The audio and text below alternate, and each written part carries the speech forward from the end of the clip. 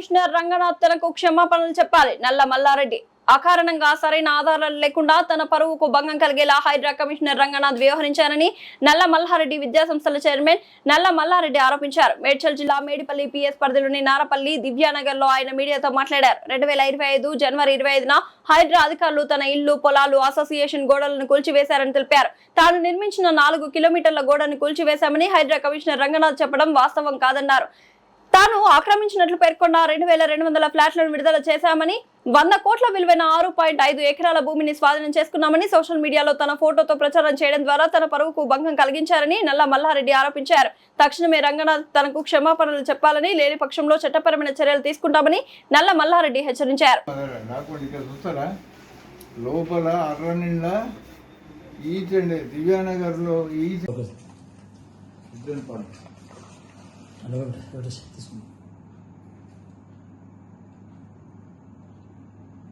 పొడుగుది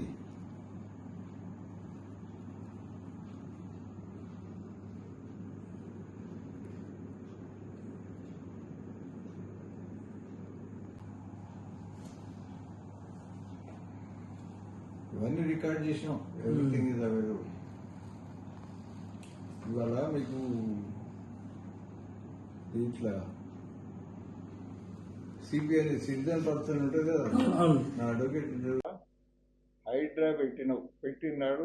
నేను కూడా సంతోషపడ్డా. ఎందుకంటే ఈ చెరువు కుంటలు కబ్జాలు పెట్టిన వాళ్ళందరి మీద మంచిగా పనిచేస్తారని అనుకున్నాం. కానీ చెరువు కుంటలు కబ్జా చేసి పెద్ద పెద్ద కాంప్లెక్స్లు కడుతున్న వాళ్ళందరినీ వదిలిపెట్టిండ్రు. ఎవరి మీద పడ్డారు? చిన్నోని మీద. ఎందుకు? పబ్లిసిటీ కోసం పడ్డారు. ఎందుకంటే హైడ్రా బాగా పనిచేస్తుంది. కొన్ని చేసిండు, కుంటలు అవి కొన్ని చేసిండు. కానీ మిగతాది పక్కదారులు బట్టి పబ్లిసిటీ చేసుకుంటూ ఆయన రోజు పేపర్ల, న్యూస్ పేపర్ల రోజు హైడ్రా రంగనాథ్ స్టేట్మెంటే ఉంటుంటుంది. అంటే ఎందుకు? రాజకీయ నాయకుడు ఉన్నట్టు రాజకీయ నాయకుడు ఏం చేస్తారు? ఎప్పటికీ మీడియాలో ఉండాలి. ఈయన మీడియాలో ఉంటాడు. వాళ్ళ నేను ప్రచారం చేసుకో, అది నీకు కీర్తి కండుకి నీకు ఉండొచ్చు, అది పక్క పెట్టు. కానీ నువ్వు చేసేది సరైన పనులేనా? రెండోది, మేము ఎక్కడ ఊరు బయట ఇక్కడ దూరంగా ఉండి ఉంటే ఇక్కడ ఏమున్నదని వచ్చినావు, ఇది చేసినావు. ఇది న్యాయంగానే చేసినావా? న్యాయాన్ని నిరూపించుకో కోర్టులో. ఇప్పుడు మేము కోర్టులో వేసినాం, అది నువ్వు కౌంటర్లు వేసి దాన్ని కొట్లాడి తప్పని ప్రూవ్ చేసినాక ఈ ఎంత పెద్ద ఉపన్యాసాలని నేను మీడియాలో పెట్టు, ఇంకోటి పెట్టు, పేపర్లలో విత్ ఆబ్జెక్టింగ్ పేపర్లు రాస్తారు కదా మీ గురించి. పెద్ద తర్వాత హైడ్రా ఇట్లా చేసిందని. నిజంగా అడ్మినిస్ట్రేషన్ అంటే అడ్మినిస్ట్రేటర్ ఎవడైనా ఉంటే ఏముండాలి? ఒక్కొక్క శాఖకు ఒక మంత్రి ఉన్నాడు, ఇరిగేషన్కి ఒక మంత్రి ఉన్నాడు, తర్వాత హౌసింగ్కి ఒక మంత్రి ఉన్నాడు, అన్ని రకాల మంత్రులు ఉన్నారు కదా. వాటర్ వర్క్స్ ఒక మంత్రి ఉంటాడు, వాటర్కి ఉన్నాడు, వెల్ఫేర్కి ఒకడు ఉన్నాడు. అయితే ఇక్కడ మనం అనుకుందాం సిటీ పరిమితం.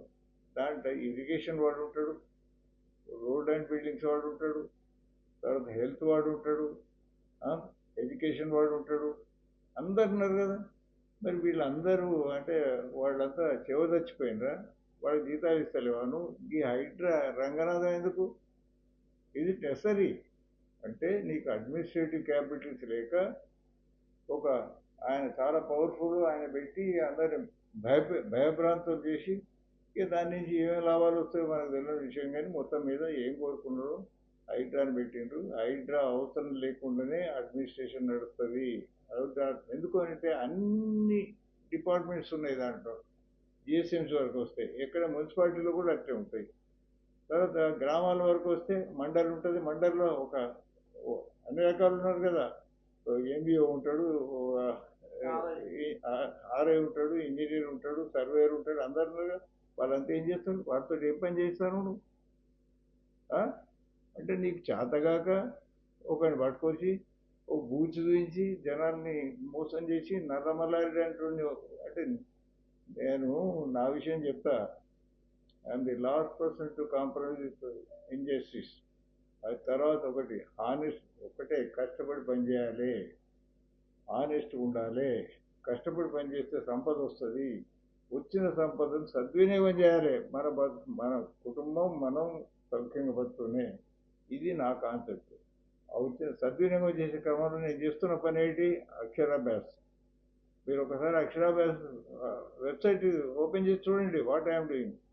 ఇవాళ భారతదేశం అంటే నేను ఇక్కడ చాలామంది పిల్లల్ని చాలా సెంటర్స్ పెట్టి వాళ్ళని తయారు చేసిన. గవర్నమెంట్ స్కూళ్ళలో కూడా నేను ఒక ఇద్దరు